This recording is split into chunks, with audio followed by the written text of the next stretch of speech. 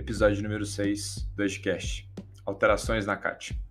Bom, nesse episódio eu vou falar um pouco sobre as alterações que rolaram na comunicação de acidente de trabalho, né?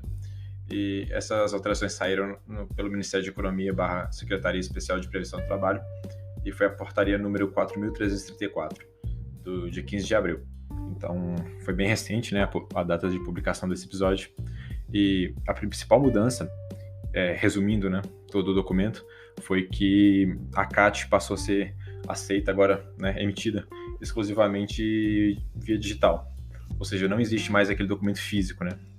A partir do determinado momento que passar a valer, não vai ser aceita mais, né, o documento físico. Bom, eu vou fazer um episódio, né, nesse episódio sem roteiro mesmo, só comentando aqui o que eu marquei, né, na publicação. Eu vou deixar o link aqui embaixo, né, da publicação na íntegra, para quem quiser dar uma lida. E basicamente é isso, né? O artigo 1 vai falar sobre isso, que a CAT vai ser cadastrada exclusivamente em meio eletrônico e te dá duas opções. A primeira é pelo e-social, né? Isso já foi... O e-social é um debate por si só, né? Tem muita controvérsia nisso ainda. Não é muito claro, né, o papel dele. Mas até existem vários cursos por aí de e-social e tal. Eu sugiro, né, aconselho a todo técnico de segurança do trabalho aprender um pouco sobre o e-social, porque vira e mexe ele aparece, é fundamental. E basicamente essa CAT ela pode ser cadastrada pelo e-social, né, e de acordo com o Manual de Orientação do e-social, o famoso MOS, que está disponível também, né, no site do e-social. E beleza.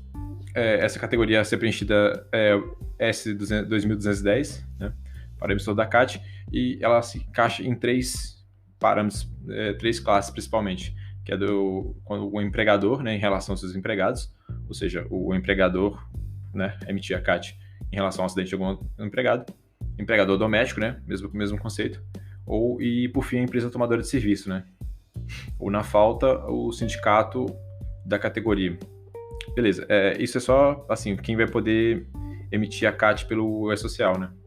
Mas, de modo geral, quem não puder pode fazer a emissão desse documento pelo site eletrônico da Previdência Social, exclusivamente pela Previdência Social, né? Quem não se encaixar nos parâmetros do e-social, né, que o e-social propõe. Bom, de modo geral é isso, né? Então, o documento eletrônico ele vai ser emitido ou na Previdência Social ou pelo e-social, né, portal. E isso acontece principalmente, né, por causa da nova NR1. Né?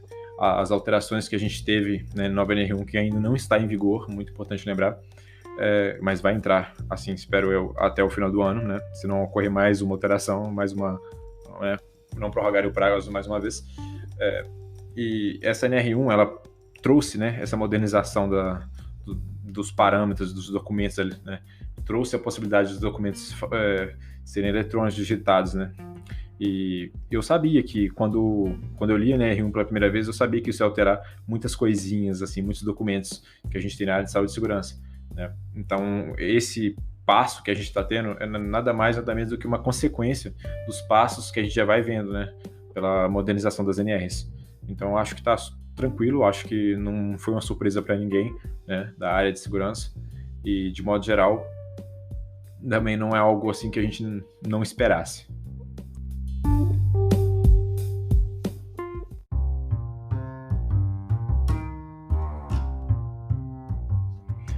Olá, prevencionistas! Eu sou o Gabriel e esse é o Edcast, um podcast sobre saúde e segurança do trabalho, totalmente criado a partir do Anchor.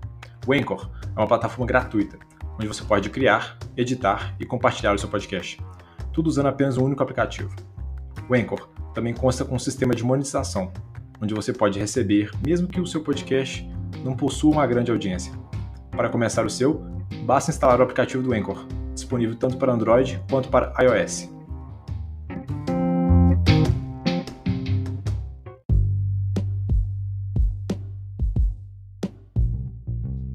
Bom, passando, né, essa parte aí de quem deve emitir a CAT via eletrônica por onde, né, que são basicamente, como a gente disse anteriormente, ou pelo E-Social ou pelo site da Previdência Social, né? São coisas diferentes, né? Então, basicamente, o que deve constar na CAT, né? Esse modelo diário no Diário Oficial da União postou também em anexo, né, um modelo da CAT a ser preenchida, e ela deve ser preenchida exclusivamente com os dados, né, fiéis do atestado médico, né? Tem que estar bem fiel ao atestado médico do empregado, perdão, acidentado. Isso não pode, ou seja, não pode ter descorrelação de dados entre o atestado médico e a CAT que foi emitida. Isso é muito importante também. Acontece, talvez, em empresas menores, de haver algum erro desse de preenchimento, mas, enfim, é importante porque, né, a publicação frisa isso. E isso termina, né, depois de falar quem deve preencher agora a CAT por meio eletrônico, falando que também não vai aceitar mais, né, a partir da data de publicação, não vai aceitar mais a CAT em modelo físico. E por fim ela termina, né, a publicação termina com o dever do INSS, né, que é basicamente disciplinar os procedimentos operacionais para o envio da CAT, ou seja, né, fazer isso ficar um padrão, né, aceitável no país inteiro. E por fim, adotar todas as providências necessárias para que o novo formato seja implantado até 8 de junho de 2021. Então fica aí essa data aí, limite para ser implantado esse procedimento de forma eficiente. Talvez a gente tenha atrasos, né, como quase tudo em questão de saúde e segurança, mas de modo geral, até 8 de junho a gente está vendo isso chegando aí. A partir de hoje, CAT só e-mail eletrônico, né? Isso é importante, como eu disse anteriormente, por causa das modernizações, e traz uma transparência, uma segurança maior nessa preservação de dados, etc. Em questão de acesso também é bem bacana isso. Isso é também um processo evolutivo básico, né? Ainda mais no mundo de digitalizações, no mundo digital, é imprescindível que a segurança acompanhe isso, se torne digital também, né? Assim, claro, né? Principalmente no que é possível, né? O que se pode digitalizar, o que se pode fazer via virtual. E por fim, ela fala um pouquinho sobre o anexo, né? Que é da CAT a ser preenchida. É bem tranquilinha, é bem intuitiva, né? Acho que todo mundo que já teve um contato aí com a CAT sabe mais ou menos como é que é.